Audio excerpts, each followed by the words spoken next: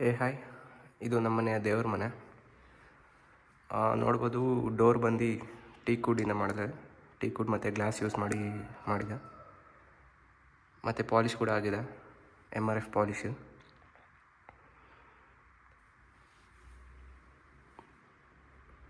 Door handle ಕೂಡ ಗ್ಲಾಸ್ದೇ ಆಗಿದೆ. Handle 2 types ಬರುತ್ತೆ. ಒಂದು ಗ್ಲಾಸಲ್ಲಿ ಹೋಲ್ ಇಟ್ಟು ಸ್ಕ್ರೂ ಫಿಟ್ಟಿಂಗ್ ಬರುತ್ತೆ, ಇನ್ನೊಂದು ಅರಲ್ಡೈಟ್ ಗಮ್ ಹಾಕಿ ಜಸ್ಟ್ ಪೇಸ್ಟ್ ಮಾಡೋದು. ಈ ರೀತಿ ಗಮ್ ಹಾಕಿ ಪೇಸ್ಟ್ ಮಾಡೋದು ಬೆಟರ್ ಅಂದ್ಕೊತೀನಿ. ಮತ್ತು ಅದು ಸ್ಕ್ರೂ ಯೂಸ್ ಮಾಡಿ ಹಾಕೋದೆಲ್ಲ, ಗ್ಲಾಸಲ್ಲಿ ಹೋಲ್ ಇಡಬೇಕು, ಅದೆಲ್ಲ ತುಂಬ ಕಾಸ್ಟ್ ಕನ್ಸಂಪ್ಷನ್ ಜಾಸ್ತಿ ಆಗುತ್ತೆ. ನಮ್ಮ ದೇವ್ರ ಮನೆ ಬಂದು ವೆಸ್ಟ್ ಫೇಸಿಂಗ್ ಇದೆ. ತುಂಬ ಜನ ಹೇಳ್ತಾರೆ ವೆಸ್ಟ್ ಫೇಸಿಂಗ್ ಮಾಡಬಾರ್ದು ಅಂತ. ಅರೆ, ಏನೂ ಪ್ರಾಬ್ಲಮ್ ಏನೂ ಇಲ್ಲ, ವೆಸ್ಟ್ ಫೇಸಿಂಗ್ ಮಾಡ್ಬೋದು. ವಾಸ್ತು ಪ್ರಕಾರ ಕೂಡ ತುಂಬ ಒಳ್ಳೆಯದು ವೆಸ್ಟ್ ಫೇಸಿಂಗ್. ಈಗ ತುಂಬ ಮನೆಗಳಲ್ಲಿ ನೋಡಿದ್ದೀನಿ ನಾನು. ಈ ರೀಸೆಂಟ್ ಟೈಮ್ಸಲ್ಲೆಲ್ಲ ತುಂಬ ವೆಸ್ಟ್ ಫೇಸಿಂಗ್ ಮಾಡ್ತಿದ್ದಾರೆ. ಎಷ್ಟೊಂದು ದೊಡ್ಡ ದೊಡ್ಡ ಪೊಲಿಟಿಷಿಯನ್ಸ್ ಕೂಡ ವೆಸ್ಟ್ ಫೇಸಿಂಗ್ ಪೂಜಾ ರೂಮ್ ಇದೆ ಅವ್ರ ಮನೇಲಿ. ತುಂಬ ಸಿಂಪಲ್ಲಾಗಿ ಮಾಡಿದ್ದೀರಿ ನಾವು ಪೂಜಾ ರೂಮು. ಟೈಲ್ಸ್ಗೆ ಸ್ಪೇಸರ್ ಕೊಟ್ಟು ಗೋಲ್ಡನ್ ಸ್ಟ್ರಿಪ್ಸ್ ಹಾಕಿದ್ದೀರಿ. ಫಾಲ್ ಸೀಲಿಂಗ್ ಏನೂ ಮಾಡಿಲ್ಲ.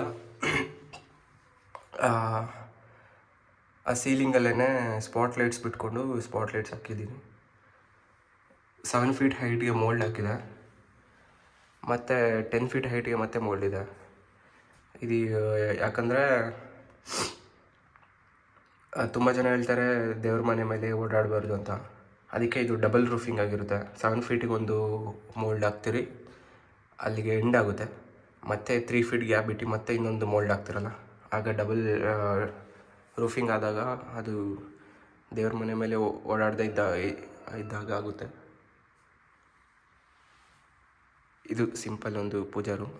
ಕೆಳಗಡೆ ಇದು ವುಡ್ ವರ್ಕ್ ಅವ್ರ ಕೈಯಲ್ಲಿ 1-2 ಡ್ರಾಯರ್ ಮಾಡಿಸ್ಕೊಂಡಿದೆ. ಇದ್ರ ಮೇಲೆ ಕಲ್ಲು ಬಂದು ನಾರ್ಮಲ್ ಟೈಲ್ಸ್ ಕಲ್ಲು ಏನಿದಿರ್ತಲ್ಲ, ಫ್ಲೋರಿಂಗ್ ಯೂಸ್ ಮಾಡಿದ್ದು 18 mm ಫ್ಲೋರಿಂಗ್ ಯೂಸ್ ಮಾಡಿದ್ದು ಟೈಲ್ಸ್ ಕಲ್ಲಿದು, ಅದೇ ಕಲ್ಲನ್ನೇ ಹಾಕಿದ್ದೀರಿ.